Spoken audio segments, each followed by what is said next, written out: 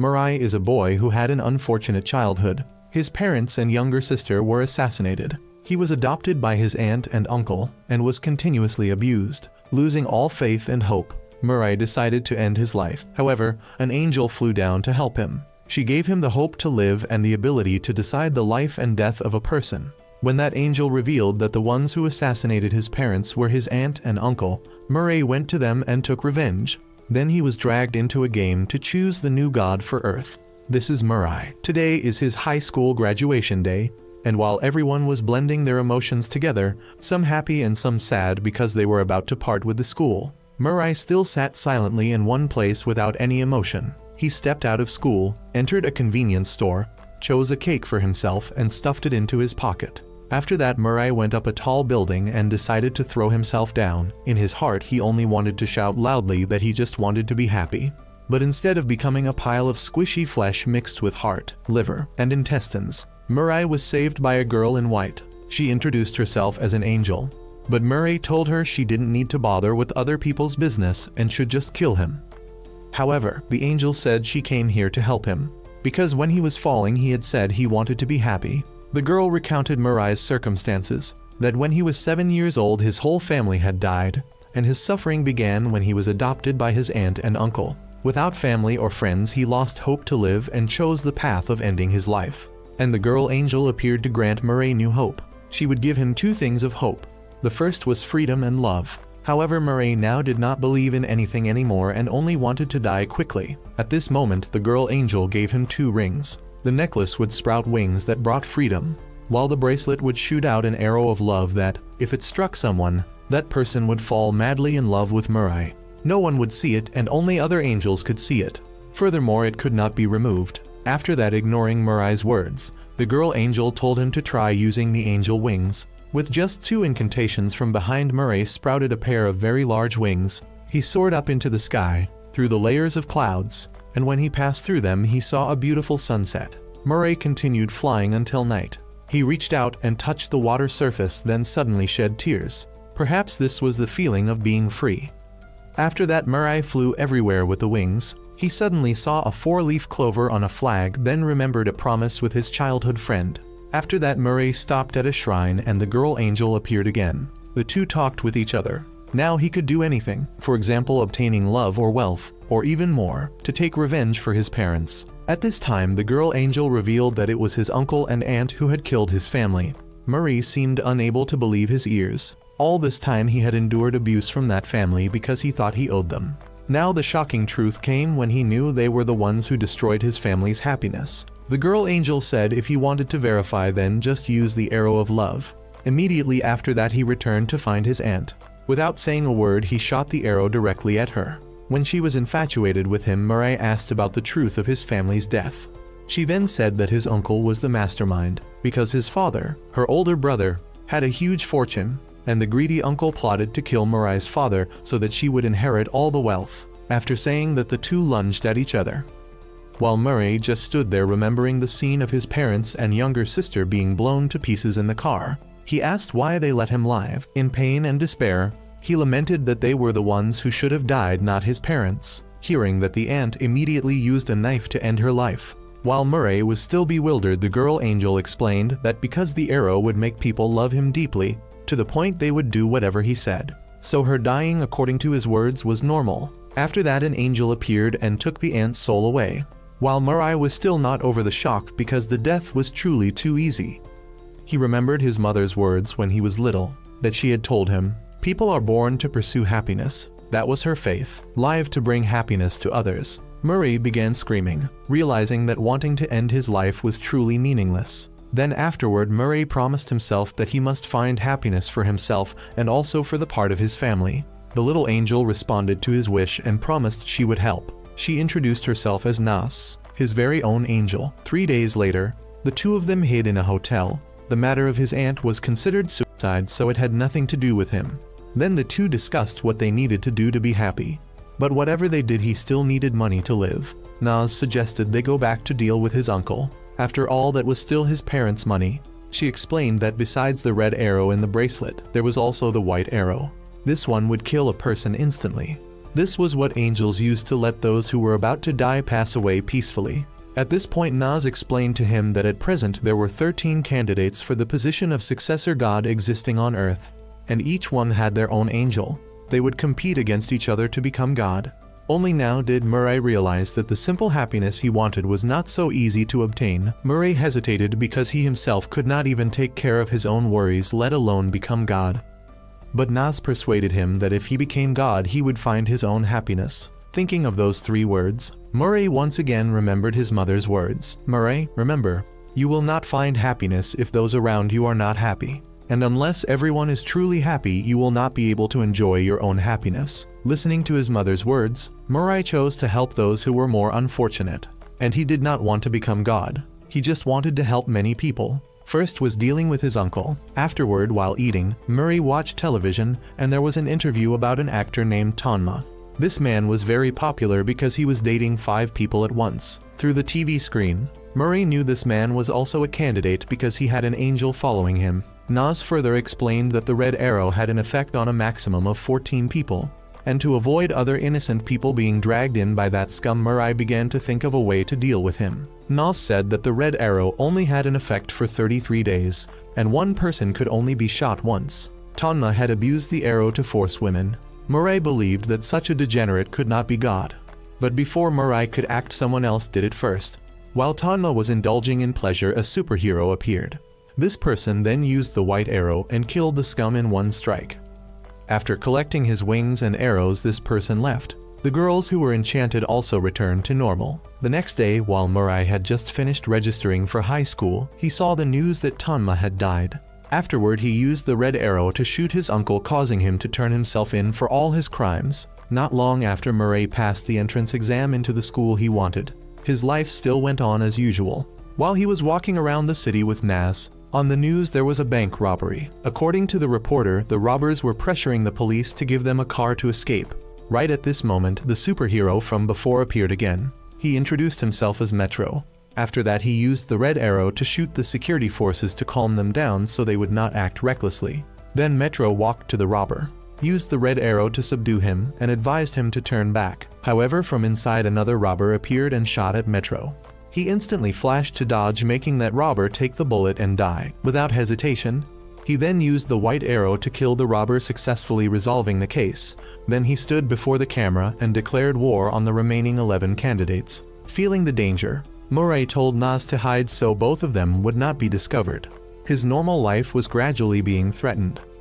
Returning to the apartment he had just bought, Murray begged Nas to strip him of his candidate position. He did not want to die anymore.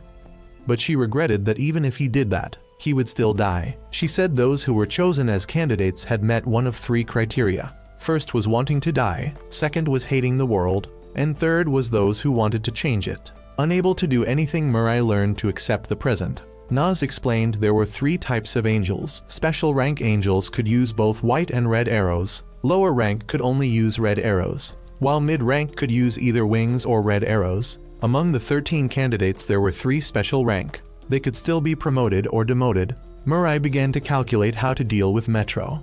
The next day, Murray dressed up to prepare for the school opening ceremony. He left Nas at home to avoid being discovered. However, unfortunately at school, there was an angel flying imposingly. This proved there was a candidate in this school. Before he could think of a way, that angel had already rushed at him. The man said he was too weak for letting emotions show when sweat dripped on his face too much. Murray probed, asking who was the candidate in this school. He pointed behind him where there was a girl. Then, to his surprise, that girl shot a red arrow straight into him. His mind began to blur, and he confessed love to the girl in front, though still retaining reason. That girl named Saki asked to see what rank of angel he had. Though not wanting to speak, he blurted out that he was special rank because he had both white and red arrows and also wings. Then afterward, he obeyed Saki's words and flew to her room to sit and wait. After she returned, her angel told her to extract information from Murray. After confirming he was not Metro, that angel wanted Murray to be Saki's guardian, since she was mid-rank and only had red arrows, and to avoid being shot by arrows from other candidates they needed wings. Saki didn't have them, so this angel needed Murray to protect her. Since still under the control of the red arrow, Murray agreed to everything. Then he created a link for the two, and afterward let Murray carry Saki flying around once to get used to it. and when in the sky it was revealed the two had been childhood friends. Murray promised to help her so she could smile like before. After returning, Revel, Saki's angel, said Metro had caught a criminal and was preparing for a public execution tonight. Revel explained further about the god who would be chosen, through the personality, actions, and words of the candidates, but Metro was going against all of that. He chose the path of blood to become the new god. However, the fact he was winning people's hearts clearly meant he had some scheme. And still under the Red Arrow's influence, Murray volunteered to meet Metro to confront him to prevent him from harming Saki. Just as he was about to act rashly, Nas arrived. She explained if he died his special rank would be transferred to Saki, and Revel was aiming for that to promote Saki. Seeing his plan exposed, he gave up. Afterward, Saki also stopped him. Then Nas spoke up, proposing cooperation with Revel, because even without the Red Arrow, Murray had already secretly liked Saki for a long time. Afterward, Revel suggested Murray live at Saki's house to conveniently protect her.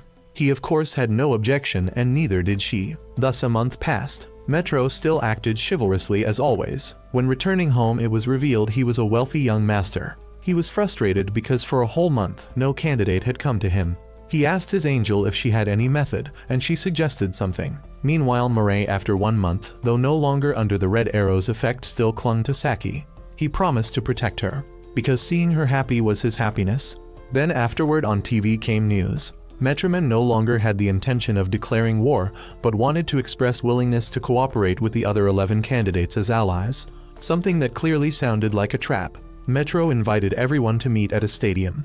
Though knowing it was a trap, Murray still wanted to go. At least he needed to determine who their enemies were. Not long after Murray and Saki arrived at the stadium where many people had gathered, Murray observed there were 3 angels here. Soon after, everyone counted down and Metro appeared.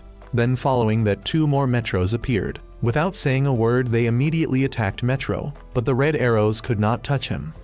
The reason explained by Nas and Revel at home was that Metro had been shot by another candidate with a Red Arrow, and a candidate who has been shot will not be affected by the Red Arrow of another candidate for the next 33 days, so it was deduced that the person standing over there was not the real Metro. Blue Metro and Yellow Metro immediately became cautious, but the Metro standing below explained the reason why the 2 of them could not use the Red Arrow on him was because he had not revealed his face. One must reveal the face in order to use it, and each use had a 2-second cooldown, with a maximum range of 31.6 meters. At that moment, the real Metro appeared on the big screen, and he said that the one below was just bait to lure the 2 of them out. He confirmed that the explanation about their techniques just now was correct. However, they forgot one thing, that a special rank could use both the red and white arrows at the same time, so his cooldown time was only 0.3 seconds. After saying that, he left. Angered, Blue Metro and Yellow Metro intended to capture the one being controlled to interrogate for information. Right then, another candidate appeared wanting to join them both to fight against Metro. They agreed on the condition that the girl must be struck by a red arrow. However, Metro was quicker, as he rushed in and pierced her with the red arrow, turning it into a 2 versus 2 battle. He reminded the 2 to be smarter if they didn't want to be killed by him in an instant. And after saying that, Metro disappeared again. In response to Metro's warning, Blue shouted out, calling for the candidates still mixed in the audience to come out and help the 2 of them. They knew that none of the candidates wanted that Metro to become the new god, so they needed help. Murray knew that the more they gathered, the stronger they would become, but he still chose not to reveal himself. At that time, 2 more Metros, green and pink, stepped out and asked to join. They had no wings, only arrows, so they also agreed to let Blue shoot a red arrow into them.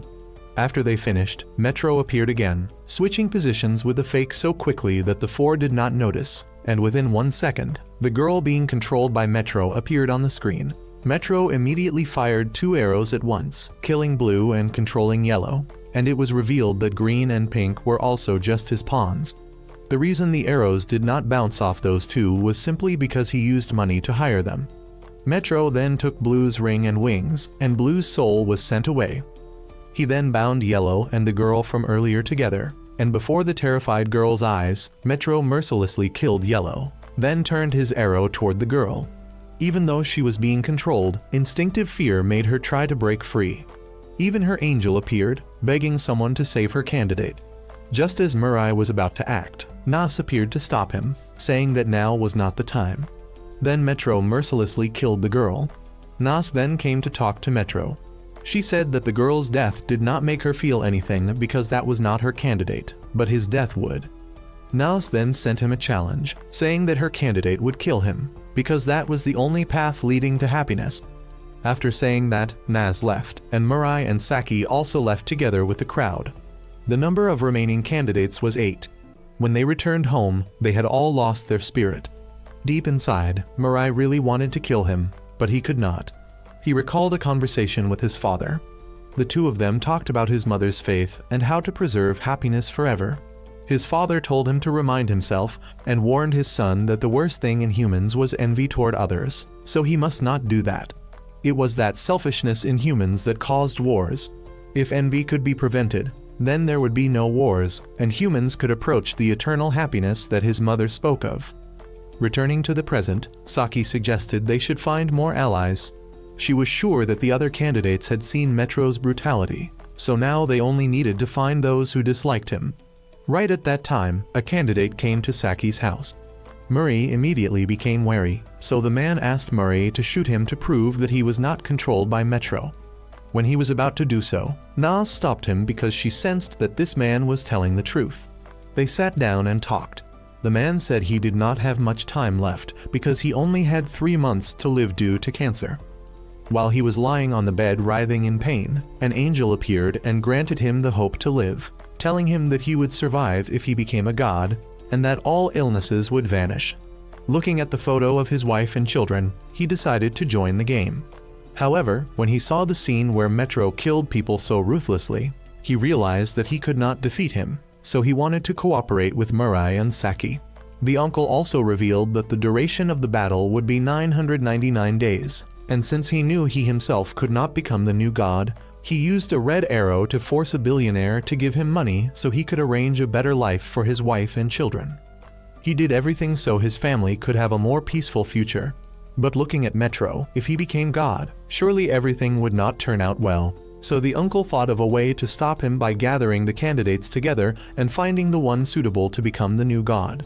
By using 14 red arrows on 14 private detectives and placing them undercover all around the stadium to identify candidates blending in, the uncle found 2 of them, both suitable to become god.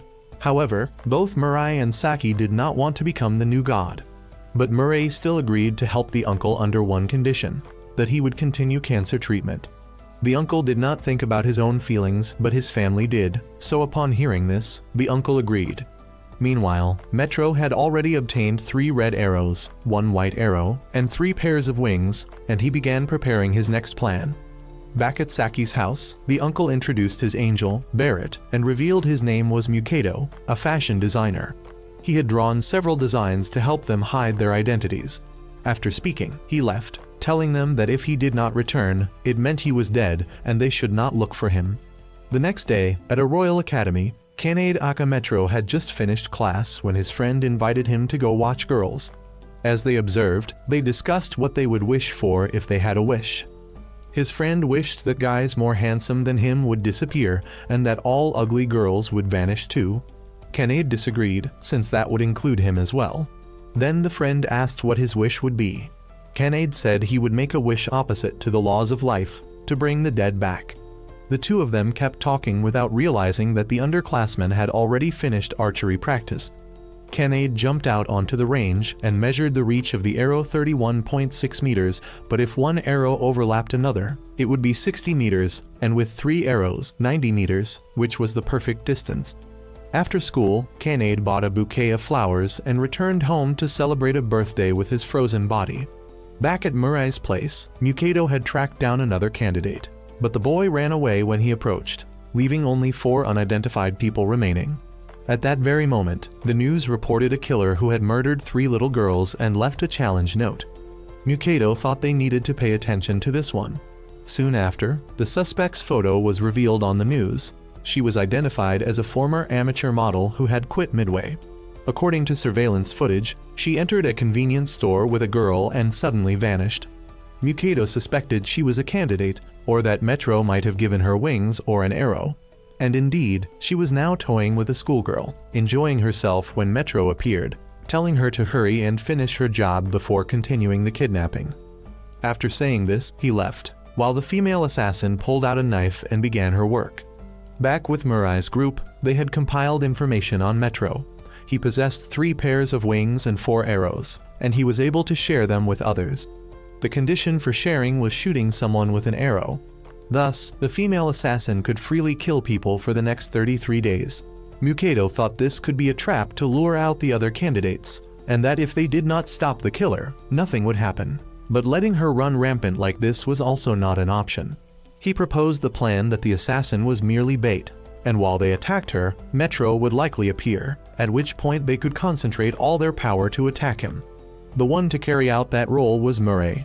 However, he did not want to kill, believing that just using the red arrow would be enough.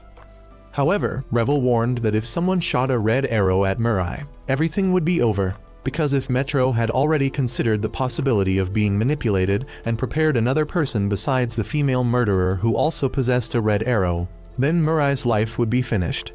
Even so, Murai was still afraid of the feeling of having to kill someone. At this moment, Murai uttered the dumbest line in anime history, saying he would rather be bullied than bully someone, and would rather be killed than kill someone, the ultimate level of weakness. Hearing that, Mikado didn't know whether to bow to Murai or to Buddha at the temple. He also pointed out that this was cowardice, not faith, and set up a situation. If Metro was about to kill Saki, what arrow would Murai shoot him with? And even if Murai saw Saki being killed, he still chose the red arrow, which was hopeless. How could anyone love this guy anymore? Seeing Murai's unstable mentality, Mikado temporarily ended the meeting, saying they would continue tomorrow. Meanwhile, Kanade was letting the female murderer kill every ugly girl in the world, exactly as his friend wished. The next day, news reported another victim of the female murderer, and based on the location where the woman went missing in Shibuya, Mikado guessed the position of the killer. He then went to meet Murai and Saki, bringing along 2 bags that contained guns, weapons to use instead of the white arrows to fight for justice. Murai again hesitated when holding a gun, but Mikado bluntly said he didn't care what Murai thought. As long as it was something that could protect his family, he would do anything, and Murai's so-called faith in life would not stop the female murderer from killing. He then laid out a plan to capture the killer. At that time, she had just killed another schoolgirl and went outside to find more victims. She threw the victim's body from a tower to attract attention. When the police went to investigate, she used the red arrow on them, ordering them to dispose of the corpse, though one officer still tried to resist the temptation. Mikado, however, knew clearly that the female murderer was just bait to lure candidates out, so that Metro could kill them. So he created a plan to lure him out and attack. He couldn't use the red arrow anymore since he already reached the maximum of 14 people at the stadium. Barrett also explained that if he shot a red arrow at B and then ordered B to shoot an arrow back at A, the second red arrow would still take effect and reverse the roles. That was their method to attack Metro. Then Mikado and Murai prepared themselves. Barrett and Naz went with them, while Revel and Saki stayed behind to guard. Before leaving, Mikado told Murai to be wiser if he didn't want to lose his loved ones, and that he would kill the murderer if Metro did not appear, because if she escaped, there would be more victims. Both of them then departed. Mikado confronted the woman while Murai waited for an opportunity. To Murai's horror, the entire tower exploded. Mikado was blasted outside, but was caught by Murai. Luckily, his suit still protected him well. He told Murai that killing was not good, but warned him not to be soft-hearted because the real battle was just beginning, as Metro appeared right behind them. The main character continued preaching about how killing was wrong, but Metro didn't like to hear that. To him, sacrificing a few to protect the many was natural. Murai shouted that he could never understand the feeling of losing a loved one, but sadly, Metro understood that better than anyone, because his beloved younger sister had died. Realizing that words were useless, Murai and Mikado tried to restrain Metro. Even though it was 2 against 1, Metro did not falter. He summoned his special rank angel, Mesa. Barrett and Naz also appeared to support, but before the battle started, Metro revealed he had planted bombs in many other places. If they didn't stop him, the bombs would explode, killing more people. To prevent that, Mikado proposed that only one of them should die in this battle. Metro agreed and wanted to take Mikado's wings and arrow. Thus, Mikado stepped forward, allowing Metro to execute him. At that moment, Murray had the chance to shoot Metro, but instead chose to destroy Metro's white arrow to save Mikado. He then rushed at him, and the two clashed at high speed. Metro continuously toyed with Murray using his white arrows, while Murray, like a starving beast, was desperate to pin a red arrow into him. The clash of their arrows created dark zones in the air. And while Metro was still in his excitement, Uncle Mikado launched an attack from behind. He continuously fired bullets at the armor, causing Metro to slow down. Taking advantage of the opportunity, Murray rushed in to stab him, but in a brief moment he saw Metro's face. He hesitated and let him escape. The two then returned to Saki's house. His body was still trembling. All this time he had always endured violence. That was not strength but his weakness. He was a coward who did not dare to resist. He did not want to kill, but Metro had pushed him to that limit. He did not know what to do anymore. Just then, Mass appeared. She said he must fight so that everyone could be happy. However, Murray was still afraid of this killing where people had to hurt each other. Uncle Mikado gave him a break today so he could calm down, and tomorrow they would discuss again about the fact that he had seen Metro's face. And in the following days, Murray, like a pervert, kept clinging to Saki. Meanwhile, Uncle Mikado heard Revel tell why Saki was chosen. He said he found her when she wanted to go to the sea to end her life. And Kanade's close friend secretly realized who he was because yesterday he had watched the battle live and saw Metro injured, and today Kanade was also injured. Back at Saki's house, Uncle Mikado only got a little information before pausing since the two young ones had not yet regained their spirits. That night, when Murray was lying down to sleep, Saki approached and said she needed to talk and invited him to come lie on the bed with her. Revel was a bit worried because anyway Murray didn't look trustworthy. But Saki told him to leave for a while so the two could talk. Naz, hearing that, immediately dragged him away. Then Murray also lay on the bed with Saki. After a brief silence and tension between the two, Saki spoke first. She said she wanted to die. She said even though the two were friends, she couldn't do anything to help him in this battle. She just sat there and watched him protect. She told about when they were little the two used to play together. When Murray found a 4-leaf clover, Saki also wanted to find one, but she couldn't find it no matter how much she searched. So he gave it to her. The 4-leaf clover symbolized luck and happiness. Back then happiness was just that simple. Then Saki confessed that she had joined in bullying him in the past. She had followed her friends to mock him.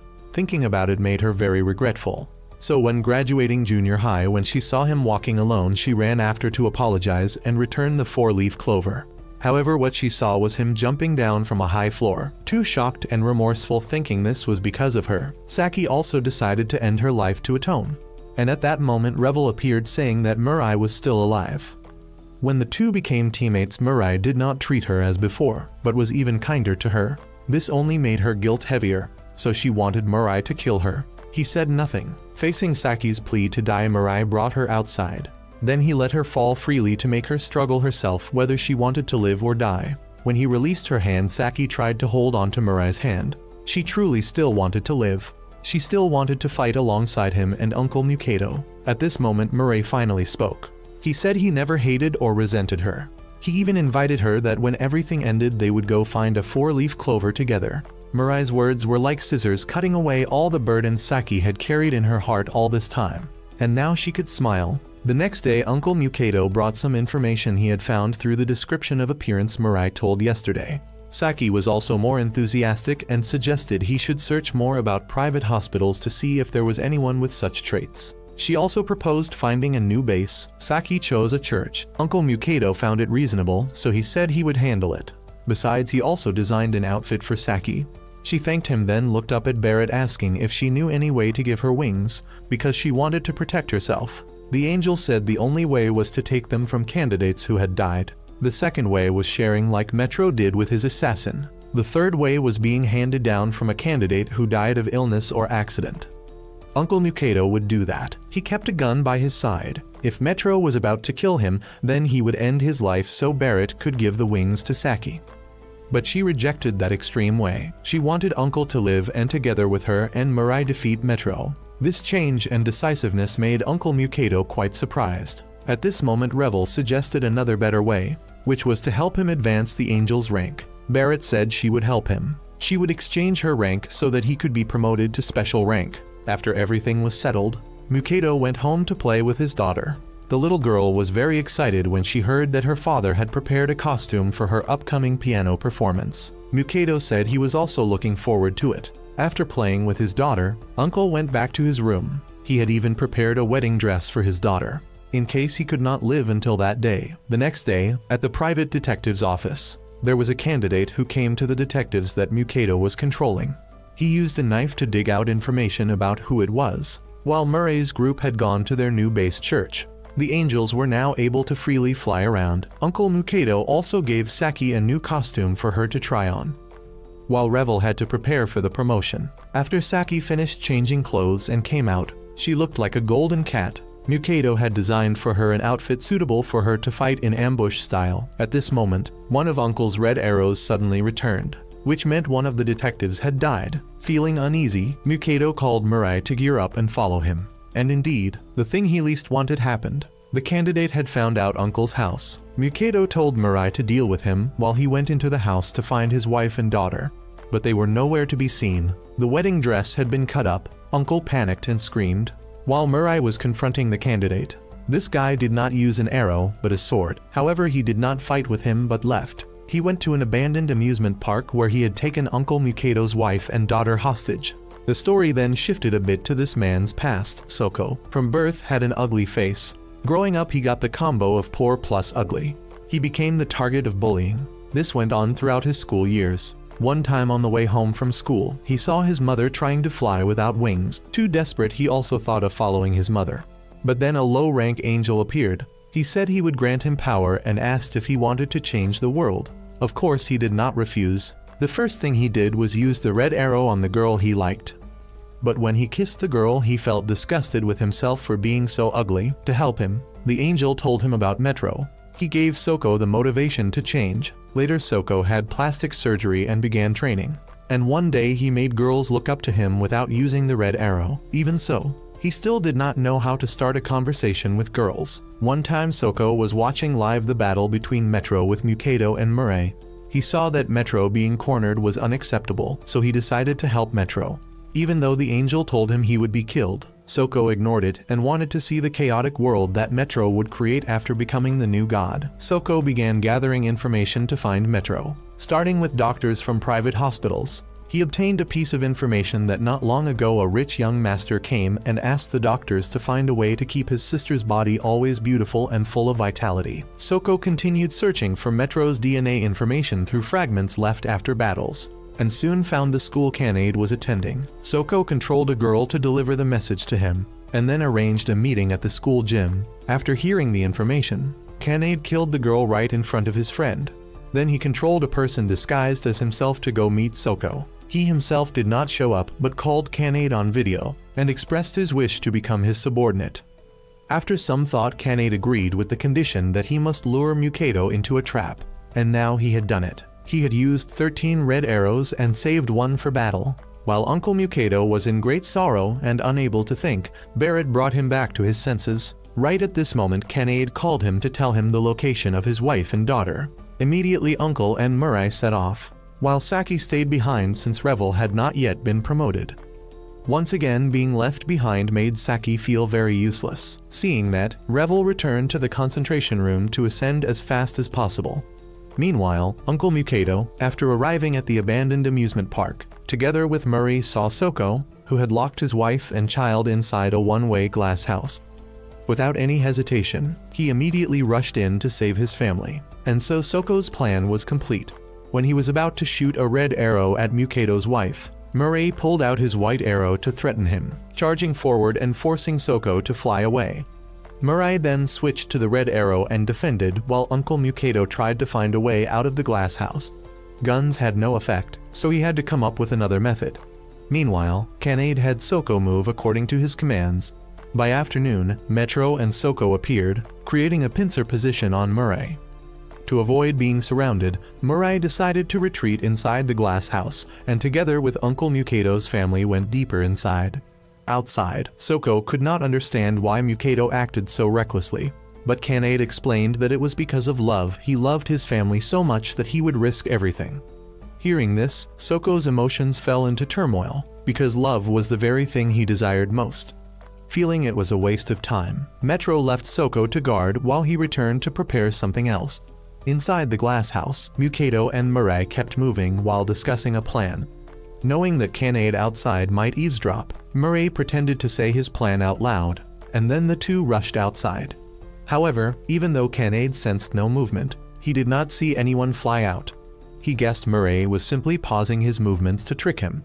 Soko continued to keep watch until nightfall, but there was no activity. He guarded for 2 more days. Even though Nas and Barrett had already left, he still believed the two were inside. Kanade, tired, told Soko to continue keeping watch so he could rest. Meanwhile, Revel was about to begin the ascension process. The current god acknowledged his efforts and immediately promoted Revel to special rank. At once, Saki appeared at the amusement park. Barrett explained the current situation. Mikado and Mirai were at their limit and could no longer fly. Soko's angel came to congratulate Revel on his promotion and pointed to Saki, saying she was the key to helping them now. While Soko was keeping watch, Saki shot a red arrow into him, making him immediately infatuated with her. Although he still held loyalty to Metro, his heart blinded his reason. She then lured him away from his guard post. Not wanting to disappoint his idol, he asked Metro for permission to go to the bathroom, then quickly slipped away.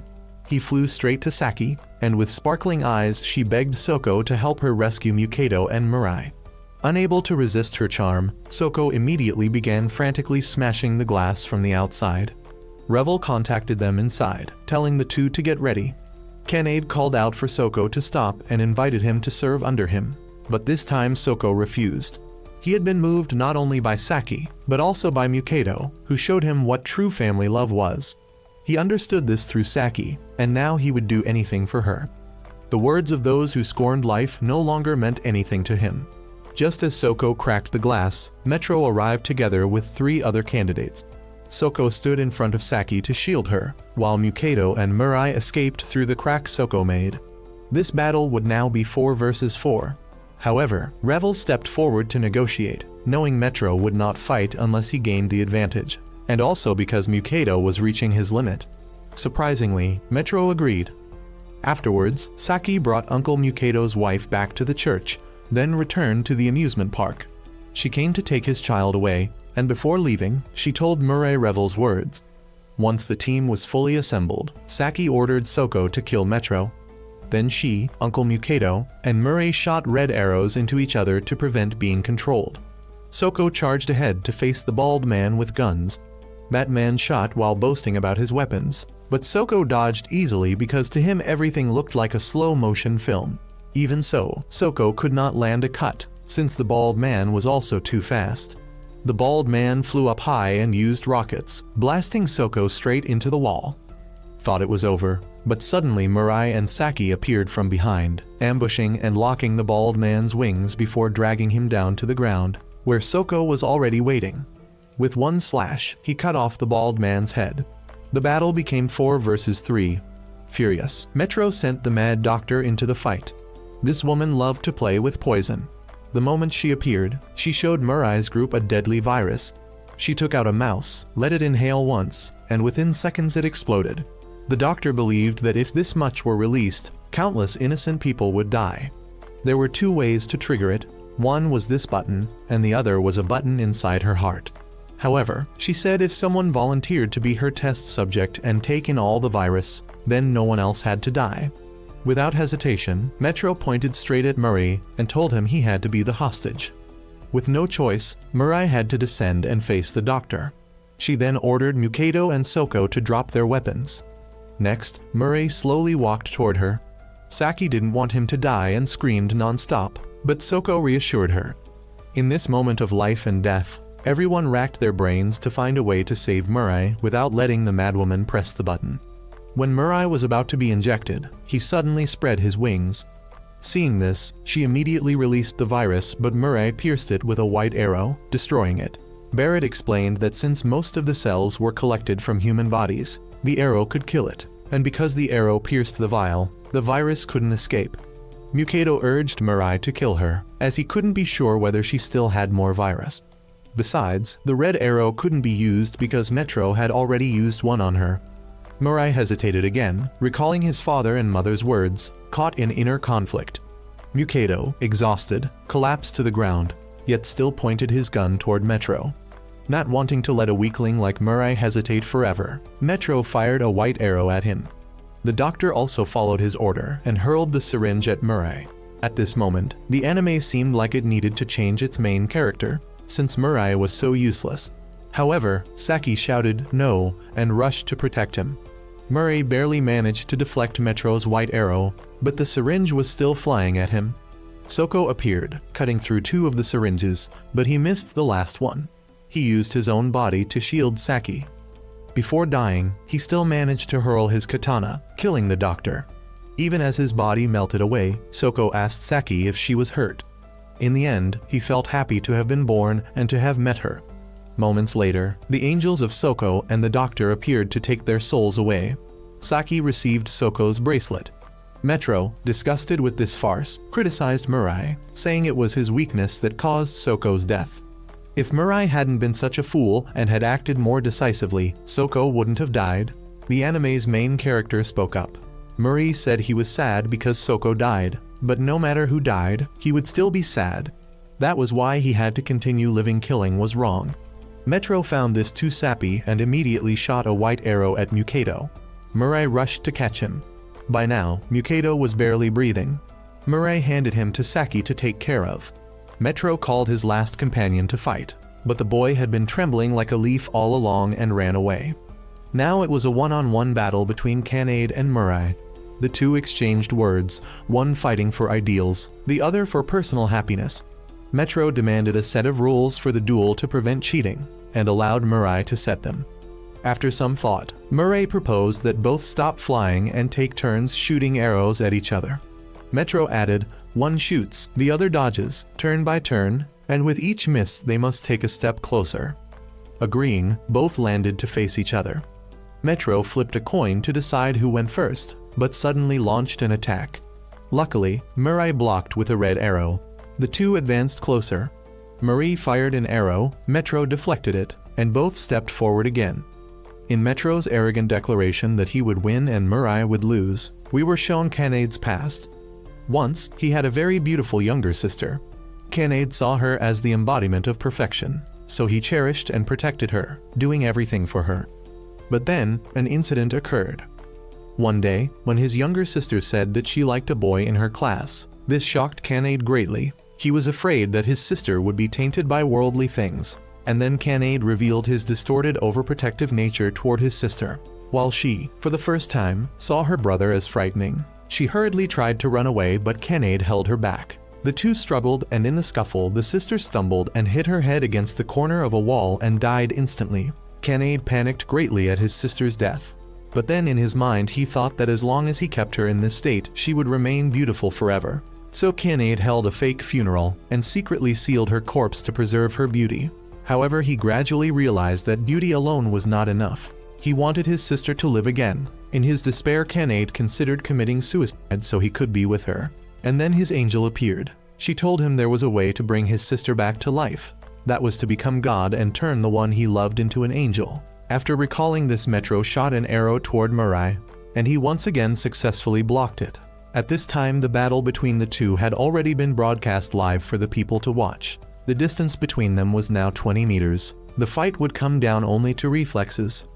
Metro continued to ramble about how he deserved to be the new god, that he was the chosen one, that using this power was one of the options. Then it was Murai's turn. Because the range was close, the force of the shot was strong enough to push Metro back slightly before he swatted the arrow away. The distance between them closed again. This time it was down purely to reflexes to see who was faster. Murai was rather flustered because he did not know if he could block in time. At this moment, Saki spoke up. She proposed that she would concede and let Metro become god if he stopped the battle here. But Murai was the first to oppose. He said that Metro had killed too many innocent people. He would not become god without paying the price. However, Metro insisted that those he killed deserved it, because they were the dregs of society. He believed he was right, that he was supreme and stood above all others, that when he became god he would put his ideology into reality. He would change this world, eliminate disparity, erase poverty and inequality, and create a society where everyone lived in luxury. This was no longer a battle for God but politics, as every word Metro spoke was being received by the people. Metro further declared that he would eliminate those parasites living off tax money, that the gap between rich and poor would vanish once the poor were exterminated. Now the so-called equality he preached had turned into class discrimination. Metro claimed that humanity was no different from crabs in a bucket. When one climbs up, another drags it down. Those born into wealthy families could find physical and emotional satisfaction. The beautiful produced more beautiful people. The ugly pigs produced more ugliness. He loathed a world where the beautiful had to share the same air with those pigs. Then Canaid said that a friend once told him if granted a wish he would wish for all the ugly people to disappear. And that equality Metro spoke of. If the rich were ugly, he would kill them too. The goal was to create a world only of beautiful people, and where everyone was rich, while beautiful but poor ones would be made slaves. After listening to his rambling, Murray had already gotten within 5 meters of him. At this range, blocking was impossible. Only running was left, which was as good as losing. However, at this moment Murray questioned whether the Metro before him was the real one. Because from what he knew, Metro would never fight without an advantage, much less in a fair match. Seeing Murray too naive, Metro revealed his face. After confirming, Murray no longer hesitated. On the outside, the FBI was also observing the broadcast. Murray then took an offensive stance. As the clouds covered the sky, Murray charged directly at Metro instead of firing an arrow. The surprise attack was effective as Metro's white arrow missed. However, Murray could not drive his red arrow into Metro, because he already had one lodged in him from someone else. And besides, Metro had managed to block with his own white arrow. But Murray spread his wings and pushed Metro backward. He locked his arms to prevent him from using arrows, then used his wings to cover Metro's face, making him panic. Trying to pull it off was impossible because, according to Barrett, wings are intangible. He panicked because if struck by the red arrow, he would be killed by Mikado whether Murray wanted it or not, since earlier his uncle had already shot the red arrow into Murray. He pulled out a knife and stabbed him. But the suit that his uncle designed still protected him well, though it hurt a little. In despair, he called his angel to help him switch hands to use the arrow. But before he could do so, Saki arrived and locked his other arm. The three of them then wrestled and finally succeeded in restraining Metro. The rest was up to Uncle Mikado. He slowly carried his gun toward Metro. Canaid at this moment also already knew what it felt like for a victim about to die. He begged Murray to help him, then brought up Murray's principle of not killing people to strike his compassion. But even if he was moved, his uncle's arrow was still stuck on him, and he could do nothing. With his last strength, his uncle begged Barrett to help him pull the trigger. And with each bullet fired, images of his wife and child appeared before him. He truly missed them, and his wish perhaps had been fulfilled when he protected his family before dying. And each anti-tank bullet flew straight into Canaid's fragile human body.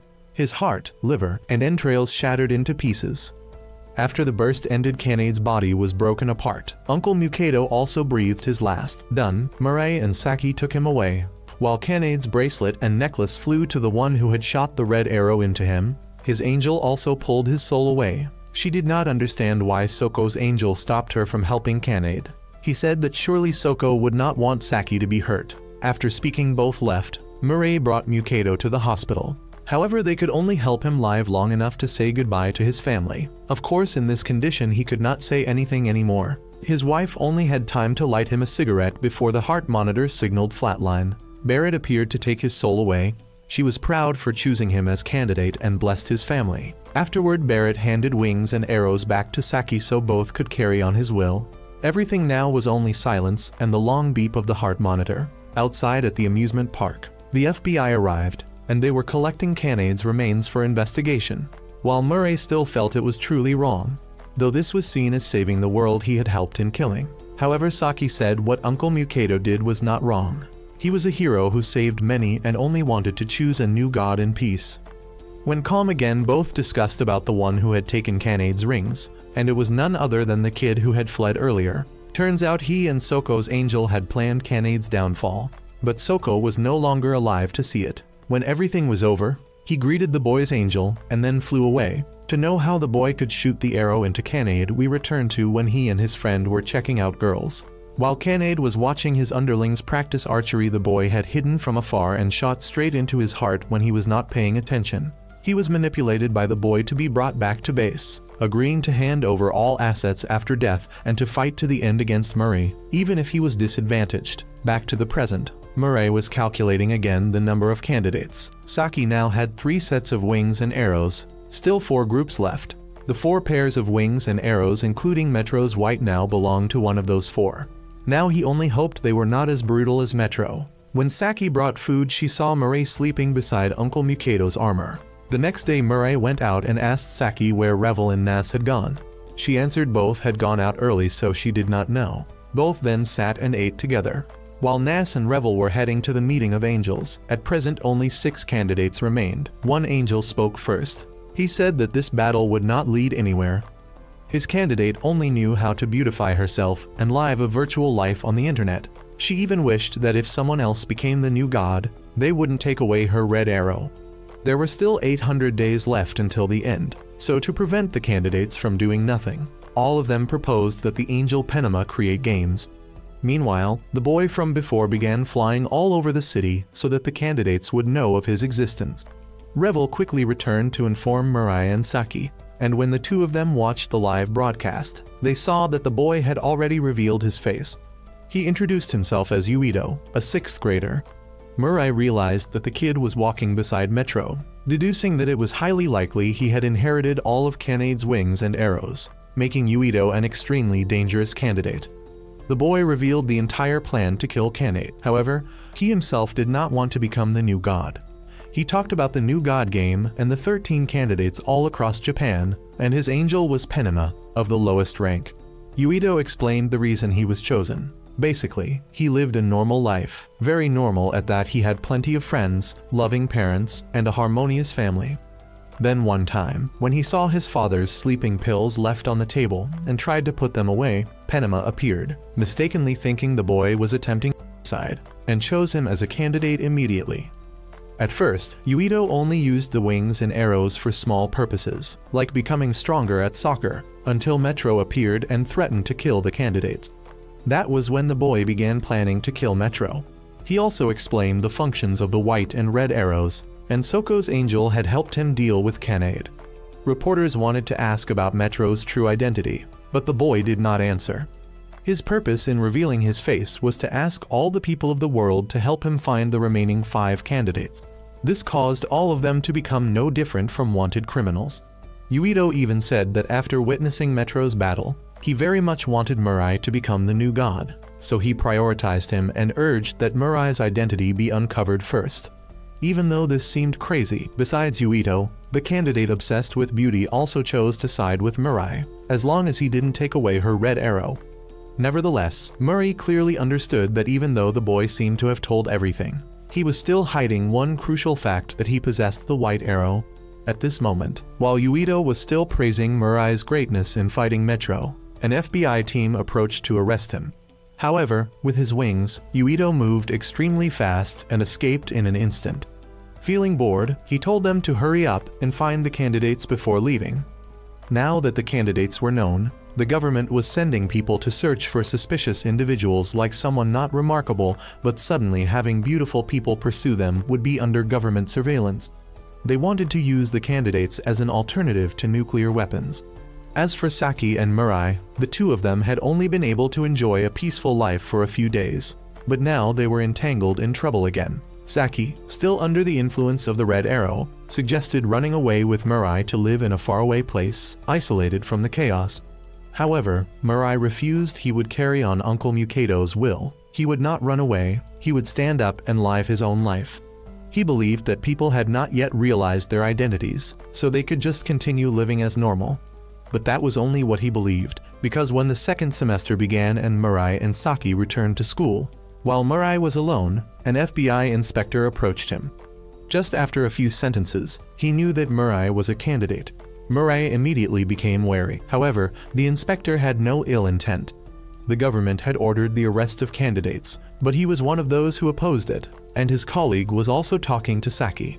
Just then, a scream was heard. Saki, startled, had shot a red arrow into the female colleague. The inspector quickly asked her, "Do you still love me?" But the colleague only said she was already in love with Saki, thus confirming the candidate identities of both of them. because that female colleague was actually his fiancée. He then introduced himself as Hoshi, saying that he had come here to help the two of them, because currently not only the Japanese government but also other countries were targeting the candidates. Since they already had a colleague being held hostage, they decided to trust Hoshi. The two of them then left with him. He said that their colleague, Yumi, was the one who first discovered the identities of Murray and Saki. At present, within the organization, apart from him and her, no one else knew about the two of them yet. The reason he sought them out was because he needed Murray and Saki to find the other candidates, especially Murray, because the government believed that he possessed the white arrow. Now he was nothing short of an assassin, a living weapon.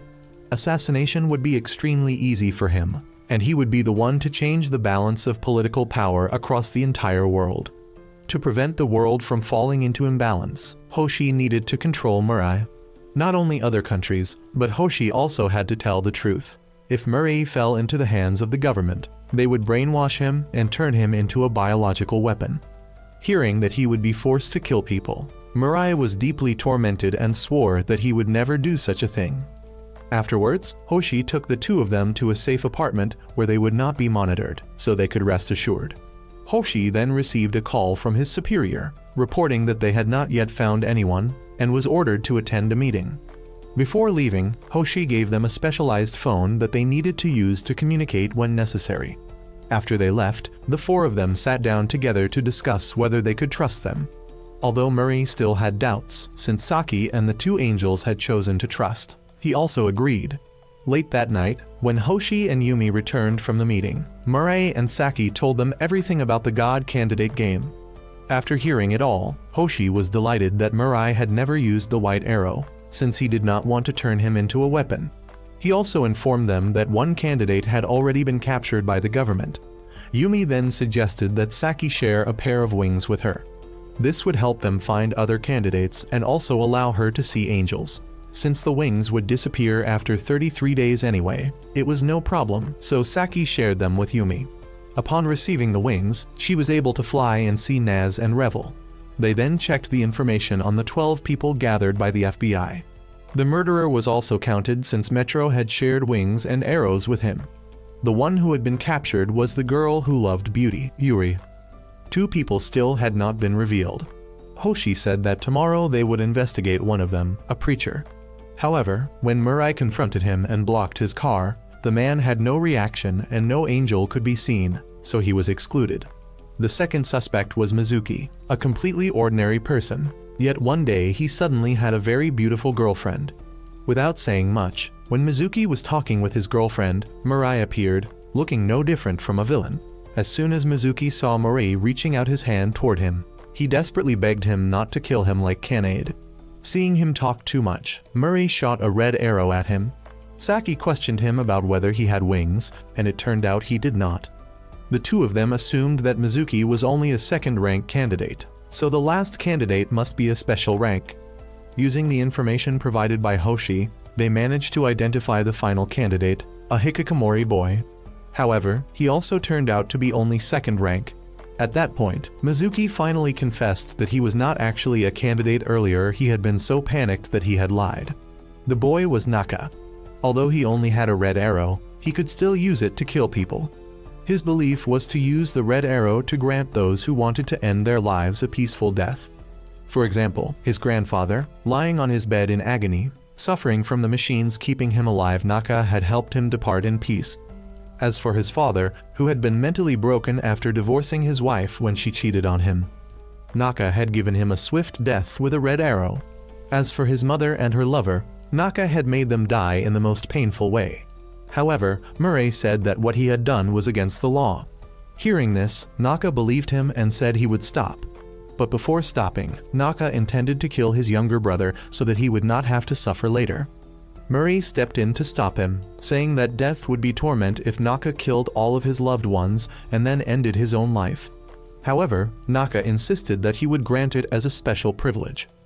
Hearing that, Mizuki immediately chimed in to support Murray. He said that even if Naka were to die, there would be people who grieved for him, and even if he had killed all his relatives, there would still be someone who cried for him, like his own friend, Kanade.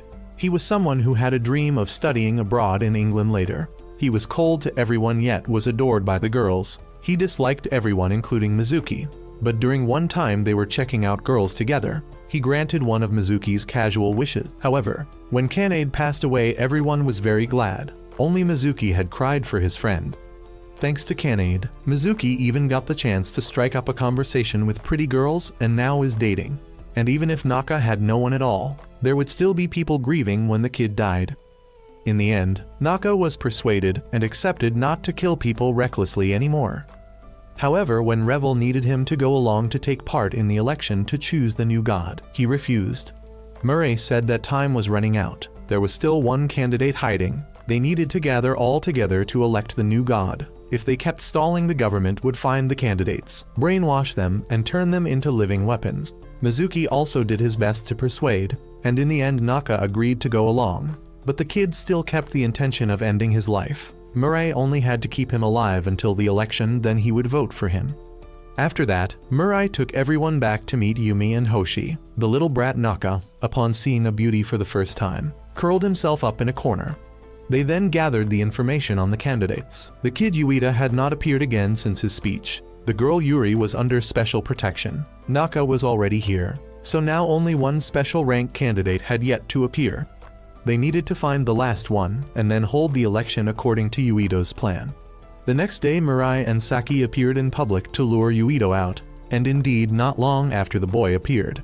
Since he admired Mirai, whatever he said, the boy followed.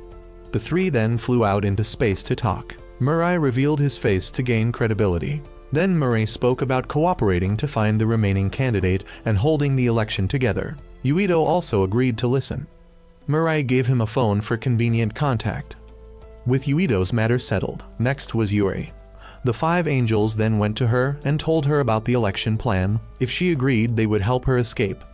Outside, Mirai's group was already waiting. Then, through the surveillance cameras, Yuri collapsed. Hoshi, seeing that, immediately had people go in to check.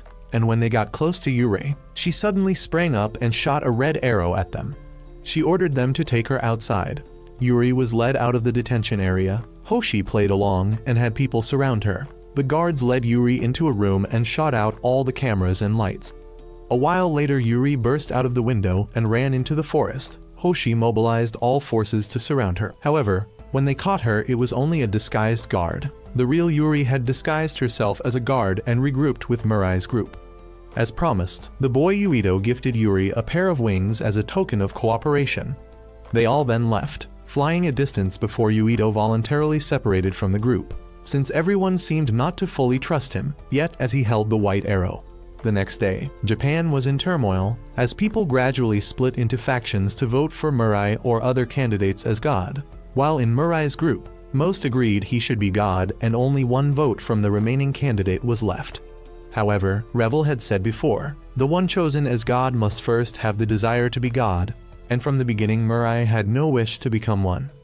To make Mirai understand the role of god better, Naka's angel explained that when one became god, they could make this selection game as if it had never happened. God could allow candidates to keep their arrows and wings, and God could manipulate all humanity if they wished. That was why the angel created this game, to select the one who could lead humanity in the right direction. When God was chosen, that person would leave together with the angel to live in heaven. At that moment, none of the candidates wanted to be God anymore. They did not want to leave this world, and Naka proposed himself. It seemed this matched the will of his angel. The boy thought he would change this world so that his younger brother could be happier. The opposing ideologies began to appear. Yuri and Naka agreed to grant the red arrow to those deemed worthy so they could have better lives. However, Mirai objected because this was too unbalanced. Humans needed to find their own happiness instead of relying on the arrow. Seeing that this argument would lead nowhere, Yuito suggested they hold a vote. They would listen to the one who gained the most votes. After that they started. Yuri and Saki chose Naka as god. So even if Yuito chose Mirai, the god would still be Naka. However, Naka's angel gave a warning. The guardian angel of the other candidate was the angel of destruction. So that person would choose an unpredictable candidate. And since it was destruction, chaos would be inevitable, and that person appeared. He was a professor at a university. One who pursued the existence of God. As for Mirai's group, after finishing their discussion on how to bring out the last candidate, he and the other candidates bid farewell to Hoshi. Then all 5 revealed themselves before the public. They encountered Menu, the angel of destruction. However, her candidate did not reveal his face. The professor was in his laboratory watching through cameras. Meanwhile, the government also planned to surround Murray's group. If they could not capture them, then they would kill them all so that no country could possess a candidate. After a moment of silence, Menu spoke. Her candidate would appear once he received a reasonable answer. That was what they would do if they became God. But before they could answer, the government deployed combat helicopters. However, the soldiers received orders to cease fire from the Prime Minister. It turned out Professor Gaku had called the Prime Minister. He demanded nothing be done to harm Murray's group. The fact they revealed themselves meant they did not want to harm anyone. If the Prime Minister killed them before Gaku received his answer, then he would make the Prime Minister regret it. As for Murray's group, as planned beforehand, everyone dispersed, each staying in different places. Then drones appeared so they could speak. First was Naka. If he became God, he would create a world where everyone could end their lives as they wished, in the least painful way possible. Those who would agree with him were the lost and the elderly. Next was Yuri. She would create a place where people would not need to work. They would all be happy. Machines and artificial intelligence would work for them. But hardly anyone followed her. Next was Yuito. He would create a place where people could have fun with their friends. All 3 answers did not satisfy the professor, because they only addressed present social issues. He wanted a more groundbreaking answer. Saki still had no answer. Finally was Murray. He said if he became God, then he would do nothing. After speaking, they all gathered again. Then the professor appeared before Murray's group. It was Yonda. He then spoke his hypothesis. Metro did not believe in God. In the beginning, no one believed that God existed. But now it did. Yet it was not the God people imagined. It was an artificial God. Yonda then asked why Murray would do nothing as God. Murray believed humans must stand on their own feet. If he became God and changed the life of humanity that had been predestined by heaven, then it would be no different from dictatorship. Then the professor asked them one question. Who was born first, humanity or God? Yuri told the story of Adam and Eve, while Yonda spoke of the formation of Earth billions of years ago. After Earth was formed, humans began to evolve. The primitives hunted and gathered and started praying to heaven for more food, and mankind created God as the object of their prayers. And to this day, mankind performs surgeries and genetic engineering. All of those involve acts of blasphemy. They even fly into outer space. Thus Yonda said it was truly hard to believe in the real existence of God in heaven. Yonda believed gods did not exist, but when he was chosen as a candidate and saw an angel, he began to doubt his own hypothesis, and he had to acknowledge that God truly existed. Yonda began to search and research. Eventually, he discovered a being that survived thanks to the worship of humans. It absorbed energy from those who worshipped God in order to live. However, when there were no longer many people worshipping, its energy gradually decreased and it slowly died. Not wanting to die, it deceived the angels and began this selection of a god. And what Yonda truly wanted to do was to end the era of humans worshipping gods. He believed that knowledge, science, and medicine would help humans overcome disasters without needing to pray. They did not need gods, and the angel of destruction, Menu, would do that. She would destroy heaven. At this moment, Saki spoke up again. She thought that they still needed gods to exist, not to appear flying around. It was like Santa Claus. Humans needed something to cling to. The important thing was that they must have hope. Gods did not need to exist. It was enough if they kept them in their hearts. On the other hand, Naka chose to side with the professor, to be certain of his decision. Murray asked the professor that in the world, there were still people who believed in gods and saw that as hope and salvation. Then when they learned gods no longer existed, what would happen? He said they would no longer be able to confess and beg for forgiveness. With no support, they would lose hope and direction, leading to ending their own lives. Since they could not keep up with the times, they had to accept that. Afterward, Murray decided he would become God to prevent that from happening. Yonda was quite pleased that Murray had ambition to become God. At that moment, Yuito had discovered several snipers, and before he could report it to Murray, they opened fire, killing the boy. Afterward, many other assassins opened fire, attacking Murray's group. He immediately ordered everyone to scatter. Murray tried to retrieve Yuito's body, but Yonda was faster and took the boy away. While moving, he used a white arrow to end Yuito in order to take his wings and arrows. When returning home, just when everyone did not know what to do, Yonda called Murray and informed him Yuito was dead, saying they would stop negotiations until the world gave him an answer about this, then hung up. Afterward, the professor told Naka there would come a time when he would have to kill him with a white arrow. and vice versa. He would hand him the white arrow and Naka would kill him, after saying that he shot a red arrow into the boy. While Murray's group discussed whether Murray should become god, Yuri still agreed if he let her keep the red arrow. Only Saki was still uncertain because she did not want him to leave. Putting this aside for now, they also needed to confirm who had sent the assassins to kill them. They suspected Hoshi or Yumi. However, Yumi was still under the influence of the red arrow, so it only left Hoshi. Afterward, Saki called and asked Yumi to investigate for her, and right after Yumi shot a red arrow into Hoshi. In the following days, the people began rioting, while Murray's group was brought by Hoshi to a shelter to take refuge because after all their identities had been exposed and the government still wanted to capture them. Now the world also knew the candidates could also be killed. Murray said he would persuade Yonda again when the professor contacted them. He once said gods did not exist and those seeking salvation from gods would also die. But Yuri opposed. She thought he was a scientist and his job was only to prove his hypothesis correct. Ordinary people could not change his way of thinking. But Hoshi spoke up that he would help Murray talk to Yonda, because he and the professor were once classmates. At that time, the professor was a rather quiet person. The first time he met Yonda was at a convenience store. He was very quick and precise in every detail. In addition, the professor was also a very kind person when he helped Hoshi when he almost fell down the stairs, and during the time he raced with Yonda in gym class. He saw him both running and reading something and even deliberately lost to him. When Hoshi asked, Yonda answered it was an irrational number. It would be stressful if he did what everyone else did. So Yonda filled his mind with numbers to avoid stress. Finding it interesting, Hoshi suggested becoming friends with Yonda. But he refused because in a week it would be the holidays. He thought self-study was still fine, and he did not want to make friends. The only time that made Yonda happy was being able to research and create by himself. But because he was born human, he would do what he could to help this world. Later on, the professor became the youngest person to win 2 Nobel Prizes, one in literature and one in physics, and he was regarded by the people as a national treasure. However, Yonda did not want to stand out, because he feared offending others, and they could take advantage of that as an excuse to talk to him. From Yonda's side, he explained the reason he became a god candidate. At that time, he had willingly chosen to die, because he wanted to see where humans would go after death. But his desire to live was stronger, so he could not do it. That was why he became a candidate for the new god, because in that way he could find out what happens to humans after they die and where they go. He said there were currently 2 ways to stop candidates from becoming the new god. The first was to use a white arrow.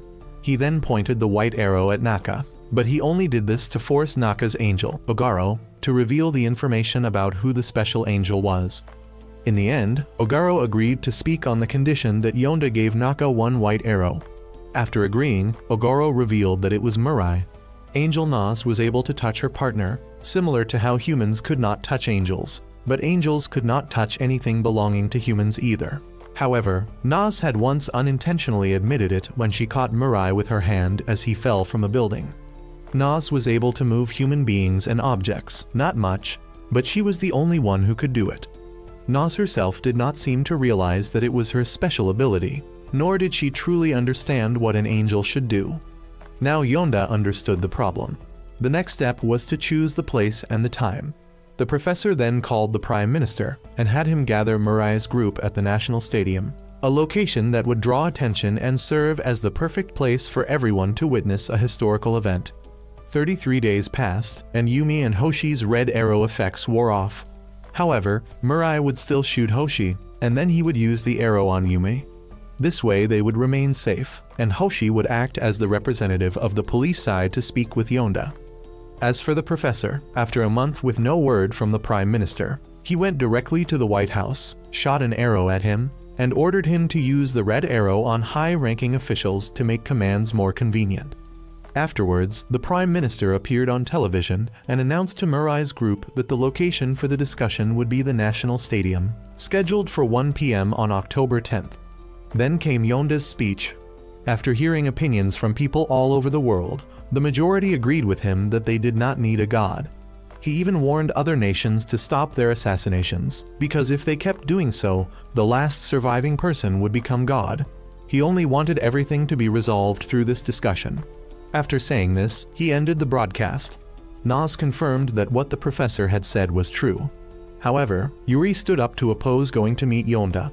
She did not want someone to become god just so she could keep the red arrow, but rather, if no one became god, they could not treat this selection as though it had never happened. If that were the case, then aside from Yonda, none of the other candidates would find happiness. Yuri believed the best way was to kill Yonda. Saki spoke up, saying that if they did so, they would be no different from Kanaid. But the next day, while waiting for the event, Yonda and Naka carried out some experiment that ended up killing many people. At present, the number of people who believed in God was decreasing. Regardless, in the upcoming debate, Murai very likely could become god, and he had no intention of giving up.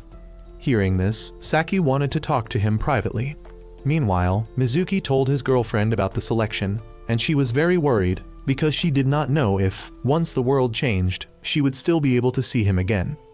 Mizuki reassured her, saying that no matter who became god, Yonda would still support them. At that moment, a shooting star passed by, so the two of them made a wish together. As for Murai and Saki, they flew to a shrine, the place where he first gained his wings.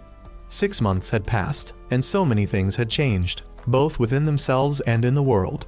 Finally, Saki confessed her feelings. She loved Murai. In response, he only said thank you. He was happy that the two of them had survived up until now. Not long after, the day of the debate arrived. Reporters were waiting outside, while Yonda and Naka stood inside, surrounded by drones flying around everywhere to live stream the event. Not long after, Murai's group also arrived, with Hoshi and Yumi following as well.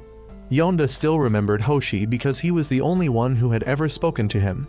Hoshi began first, saying that back in high school Yonda always avoided interacting with others, but he was still kind to them because he did not want to make them sad.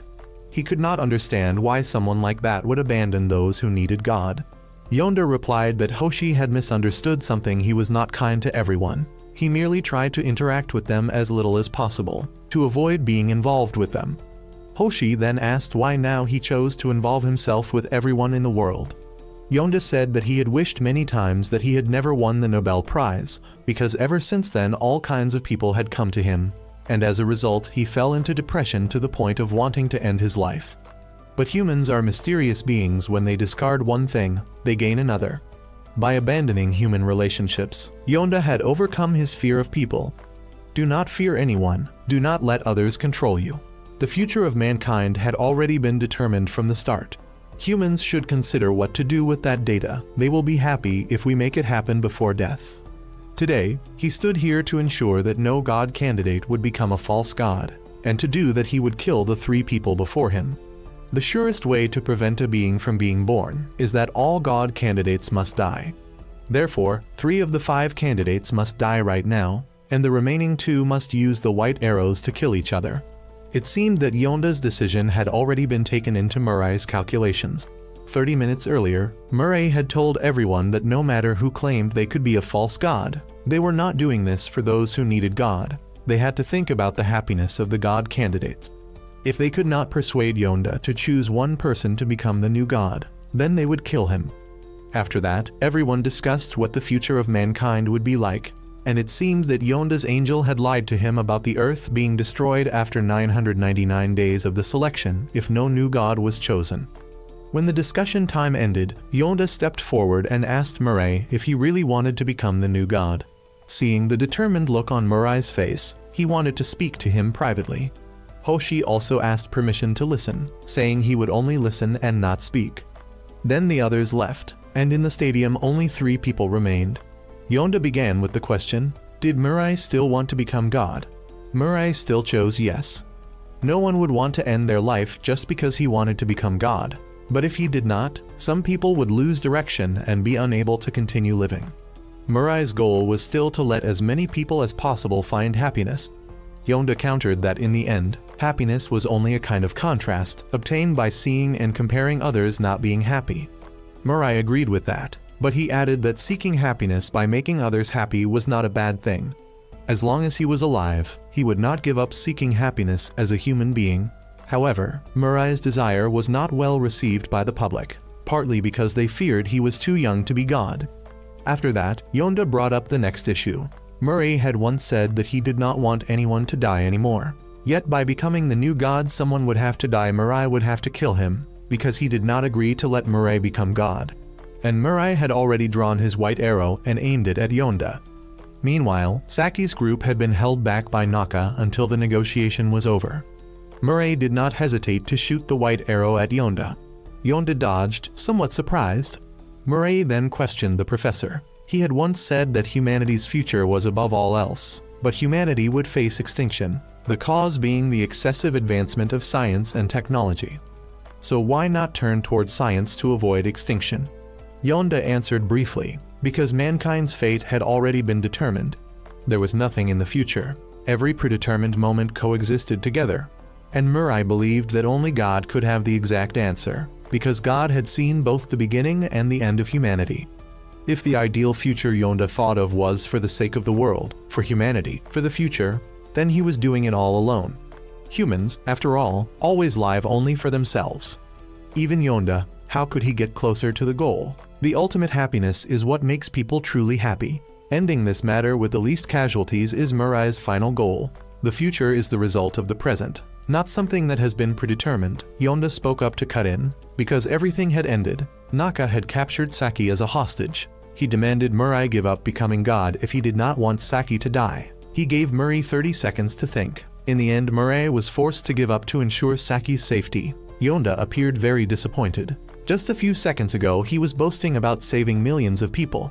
But now for one girl he abandoned all those lives. Mirai did not refute, but instead affirmed that Saki's life was more important than the millions of lives out there. Mirai believed that friendship, love, or comradeship were all lies. There was a time he used to think like that, something Yonda would never understand. Because he had never opened his heart to anyone. Those who had experienced would not say things like love is deceit. Mirai believed he had done nothing wrong. Loving Saki was the right decision. His declaration just now reignited Yonda's interest. Now he told him to make a choice. Either he or Saki would die. He originally would not let him live once he gave up on becoming the new god. The 30-second countdown began. At the very moment Mirai was about to lower his arrow, Nas spoke up. If he died, then he would never find his own happiness. She reminded him of the promise the two made when they first met. Mirai would go seek his own happiness and find it on behalf of his departed family. In the final 5 seconds, the image of Saki resurfaced in his mind, and in the end he still chose Saki. So he allowed himself to be shot by Yonda's white arrow, and just when it was only a few centimeters away, Nas rushed forward to pull him aside. But halfway through flight she suddenly halted and dropped Mirai. Nas had been punished and demoted for daring to interfere with a candidate's decision. Now Mirai could only use the red arrow or wings. Mirai chose to keep the red arrow, then had the white arrow and wings taken back. On Saki's side, she did not want Mirai to die, so she wanted to trade her life for his, but at the same time she did not want to die because she still wanted to seek her own happiness. Yumi also struck at Naka's psychology. The boy had killed many people, but they were all people who wanted to die, and he had never killed anyone who had the will to live. And even though struck by the red arrow, the boy still had his own will. Naka valued everyone's life more than his own, so killing someone who wanted to live was against his will. These words struck deeply into Naka's mind. As for Nas, though demoted, she still urged Mirai not to die here. However, he feared seeing Saki die more. That would make him unhappy. He then told Hoshi to drop him down for Yonda to kill him. Yonda then shot the white arrow at him. Before dying, he apologized to his parents and to Saki. At that very moment Saki rushed in to save him. Everyone returned together with Naka. The boy apologized to the professor because he could not allow others to kill each other. And the professor's way of ensuring no one would become the new god was to have them kill one another. It seemed the professor had foreseen this, so he wanted to retrieve the white arrow. Naka hesitated again. Just then Yuri from behind took the white arrow from Naka and shot at Yonda, thinking he would die, but no. Nas saved his life once more. Everyone was shocked and thought she would be demoted again. However, Nas was instead promoted back, because it was not her own candidate, so it was not considered breaking the rules. The reason Nas explained was that Mirai would not want anyone else to die anymore. She handed him back the white arrow and wings, but he refused. Yet again another angel saved Yonda from death's door. He asked why Naka chose betrayal. The boy still thought what he did was right. He said it was just a thought and an idea. Their lives must be decided by themselves, and every decision they made would set the value of their lives. And he did not want to decide anyone's death for the sake of his selfish desire. The professor said that he was not any genius, he was just a fool. The so-called genius people called him was only the result of his achievements. He was truly foolish to think anyone could accomplish something, and then to criticize them while they were striving to achieve it. Yuri said that he was a hypocrite. However, Naka or the people did not see him as a fool. He had created many things and received many Nobel Prizes, both big and small. They shouted the two words genius to call Yonda. The professor admitted that Hoshi was right. Because he avoided interacting with society, he could not understand the feelings of others. No friends, no love. A fool and a coward. He considered angels as devils. Muni kept whispering in his ear that he could expose the truth about this selection and find out the truth. But it seemed not so. He only wanted humanity to know that God does not exist. After saying that, he left. However, Murray spoke up to advise him. Humans can find happiness through others. He said he did it for himself, but in reality it was for humanity. After hearing that the professor intended to end his life so that Murray would become the new god, he had tried to reach the truth by killing all the candidates. He was too tired. At that moment, Naka spoke up saying that he would become God in order to do everything to tell him the truth. Everyone had already agreed that the boy would become the new god before coming here. However, God cannot communicate with humans, and they will not return here ever again. But Naka still firmly decided to become the new god. He then stepped up, and with the consent of the candidates, Naka officially became the new god.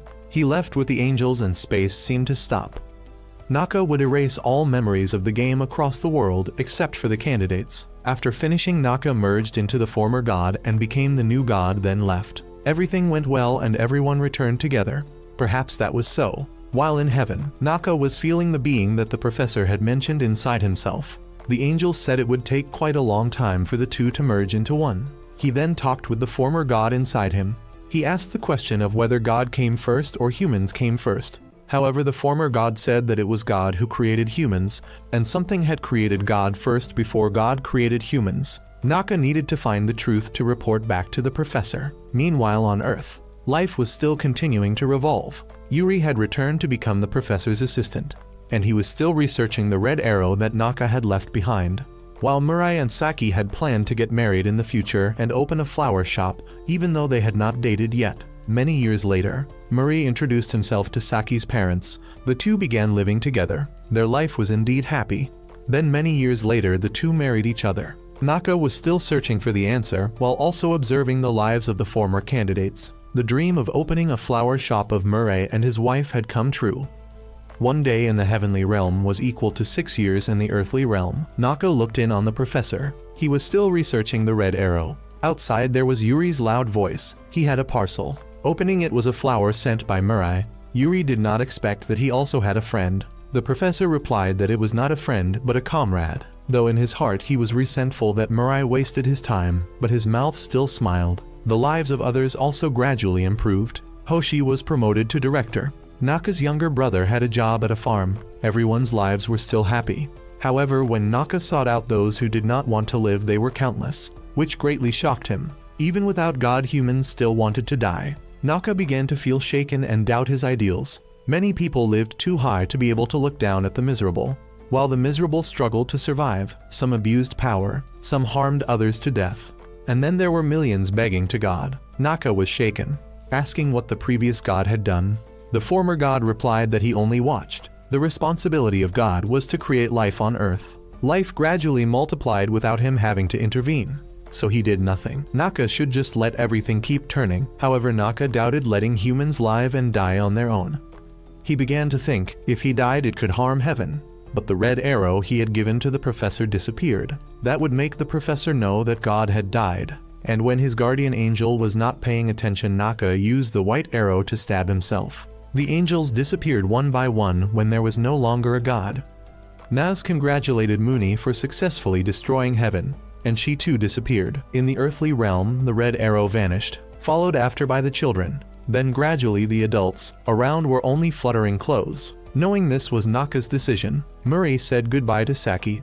He was very happy to die together with her. While the professor was still bewildered, he realized that his hypothesis was wrong. If God could erase all life, angels, heaven, even living beings as weapons of human destruction, then the purpose of God was to annihilate all life. With those words, he too disappeared. The earth began returning to the primitive age when there were no more humans, abandoning that planet. Life could be destroyed and the rest would not be born there. The anime ends here. Goodbye.